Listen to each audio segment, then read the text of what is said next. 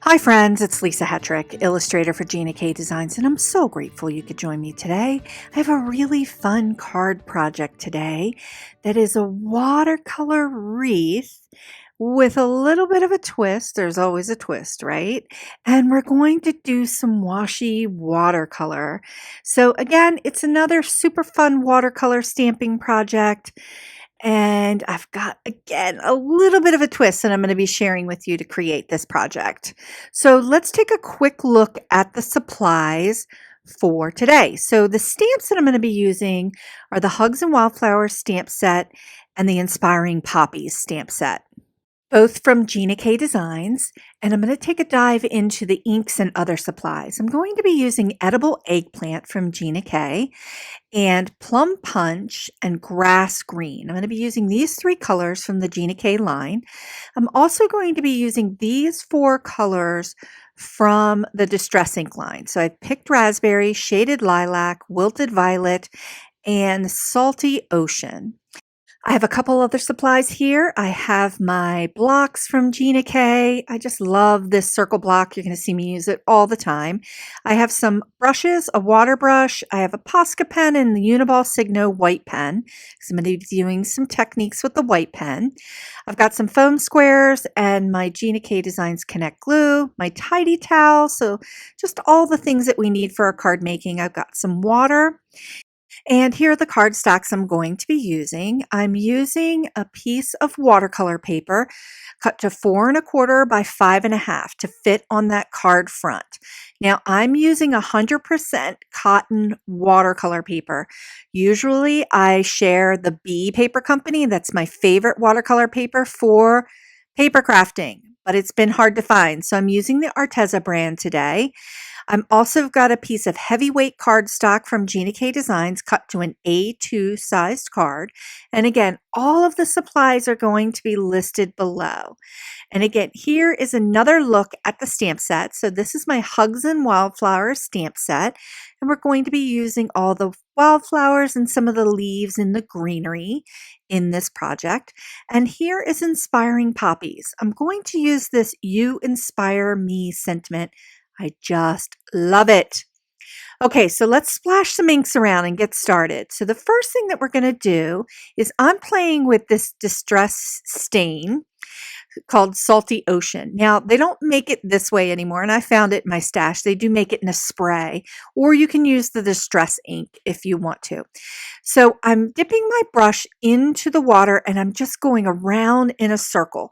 We're going to create this background circle shape, and we're painting it on. So if you feel like you can't make the circle happen and you want to use a circle stencil and paint inside of it, go for it. Or if you want to just lightly draw a circle, but really we're just getting loose and having a lot of fun with this. So I'm dripping in some plain water because I want to create some of these drippy effects coming off of the bottom of this circle. So I'm going to go ahead and take some of the Salty Ocean Distress Stain, which is really like the distress ink in a bottle form, and it's perfect for watercoloring. And I'm going to dip it into the water and let the water do its thing. So let it flow like watercolor. So you can see I'm just splashing it on, dipping it in. I'm going to spread it out and about and just kind of let it do its thing. And this is just fun.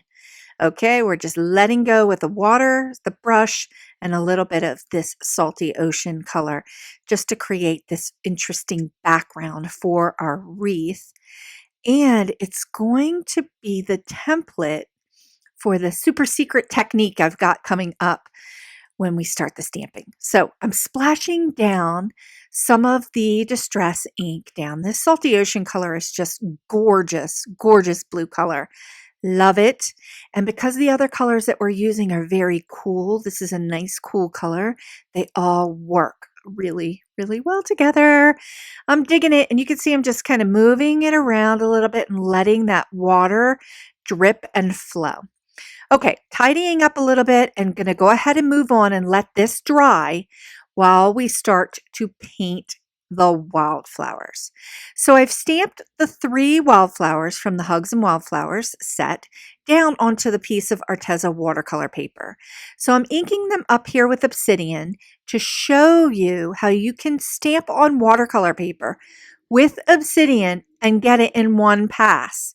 So you really don't need to pull out your MISTI because you're going to get a really good super solid from one pass of Obsidian.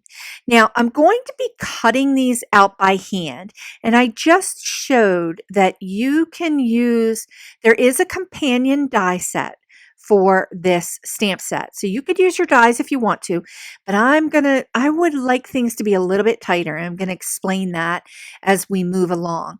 So right now, we're going to go ahead and move on and paint these wildflowers.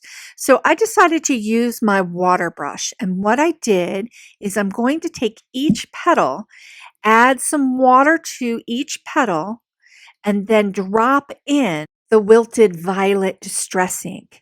So I'm really putting quite a bit of that color on the outside edge of the petal and just drawing it in with water. So you can see that I'm adding a lot of water to each petal individually, and then I'm adding some more of the distress ink on the outer edge of the petal, just to get some variety in the value of that violet color. So we're going from our lights to darks. Also, I'm going to show you with these distress inks and painting with them, using them like a watercolor, you get some nice variations in the dye. So some of the blues in this violet are coming out. You can see them and they're kind of granulating. It's super fun to work with.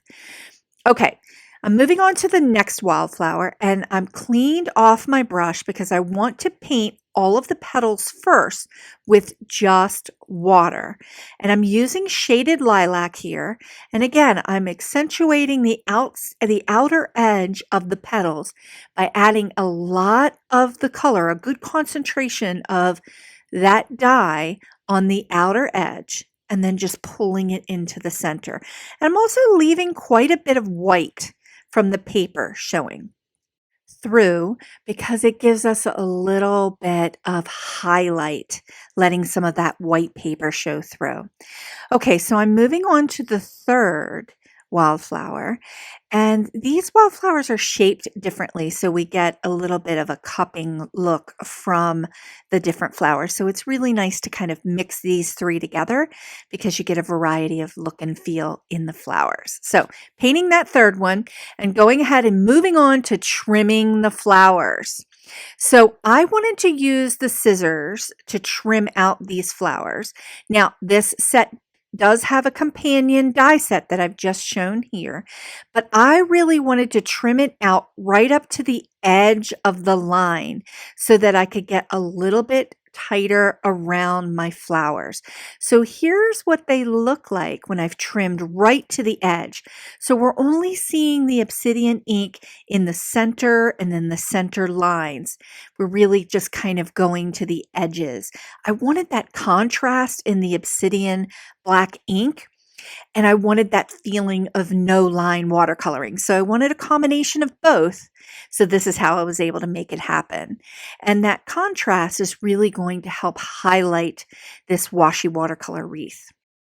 Alrighty, we're moving on to stamping the wreath branches. And I have a little bit of a technique to do this with a twist. So I'm grabbing my small MISTI and I'm lining up the card base that we created in the very beginning with the corner on the MISTI of the graph. You see that line where we can see the graph. I'm lining it up right there. And then I'm taking the branch stamp and I'm using the circle that we created with the watercolor, and I'm using that as my shape to shape my stamp, bend and shape my stamp on the door of the MISTI. Now, since I'm bending and shaping it on the right-hand side, when I go to stamp it, it's going to be on the left-hand side of the card. So I'm putting my card right in that corner edge, And you can see that the shape of the stamp is going to stamp on the left-hand side of the card.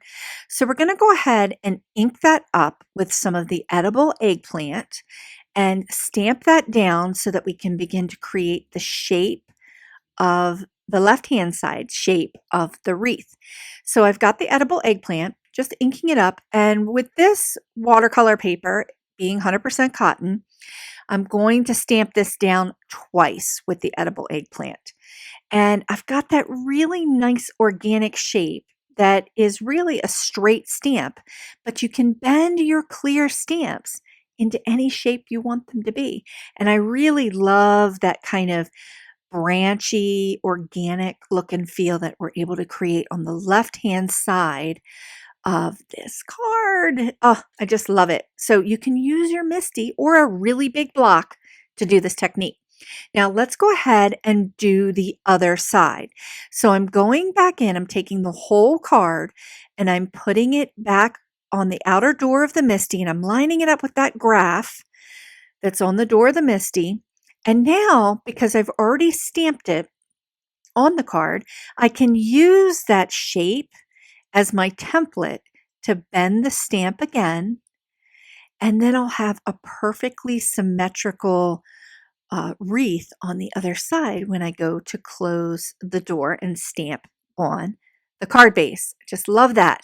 Now you can make it a little more wonky if you want, but if you want a complete symmetrical look and feel, you can use the first stamped image as your template. And you can see when I close the door here, it's going to line up and we've got that shape that's beginning to happen.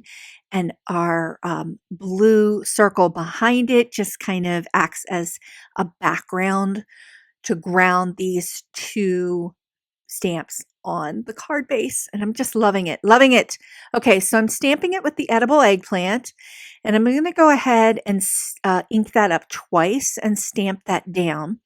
At the top of this, we're going to be putting the flowers. So I've got that really nice organic shape starting to come around. Okay, so let's do some flower arranging. I'm going to go ahead and take the flowers and I'm not going to glue them down just yet. I'm just kind of noodling with them. I'm putting them down in position on the card base, and then I'm going to do some stamping around it. So I'm pulling some of the leaves and branches and like floral pieces from the stamp set, and I'm going to stamp around this wreath and add a little bit more detail. So I'm inking up this fern branch with the grass green, and I'm lining it up with some of the branches that were in the edible eggplant. And I'm just going to go ahead and add some of these details to the wreath. It gives it a really nice organic look. It also adds a second color. We've got that grass green, we've got that salty ocean, and that edible eggplant color going. And I'm going to pull in a little bit of plum punch. So we have the edible eggplant and the plum punch. So we get two different values of that purple color, that violet color, that is a really nice contrast and a companion to the wilted violet from the Distress ink. So you get all of these violets and these different kinds of shades of purple going that kind of makes it super fun and a lot, very much like Wildflowers. So you can see my flowers are still pretty loose, and I'm just going around and adding some grass green leaves in, and I'm only using the flowers there for positioning so that I can just kind of stamp around the whole wreath and then before I adhere the flowers. So I grabbed some foam squares and I popped them onto the back of the flowers, and I'm just putting them down with a little bit of height. I'm using the Gina K foam squares. They're not really deep. I don't like to add a lot of height to my cards, so I tend to grab these foam squares over and over again when I want to create a little bit of dimension, but not a ton of height. So I'm going to go in here and add one more petal just below the violet wildflower, and I'm just kind of noodling around where I want to position it, and I just really kind of dig it right there. I'm just framing out where I'm going to be putting the sentiment. All right, So we're going to do a little bit of splatter splashing with some of the salty ocean and some white gouache paint, or you can use a white acrylic or anything white that you have paint wise. And I'm just splashing of some additional color on top just to get a little bit more organic look and feel to it. I love to do some splashing, and I really want a lot of that white highlight to come out with the white ink and nice contrast with the blue. So I'm going to spray the whole project with some water so some of the Gina K inks can bleed. Not going to let them bleed too much, so I'm going to dry them up and just kind of stall that bleeding. Okay, moving on to the sentiment and some sequins as a finishing touch.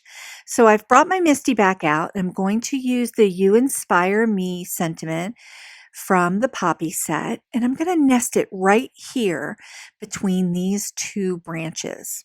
I'm going to use obsidian to stamp this sentiment down because I really want to pull that center violet that I have at the top that is in the obsidian down to that sentiment. So pulling that contrast from that black obsidian that's in the flowers down to the sentiment. I always like a pop of black in my projects.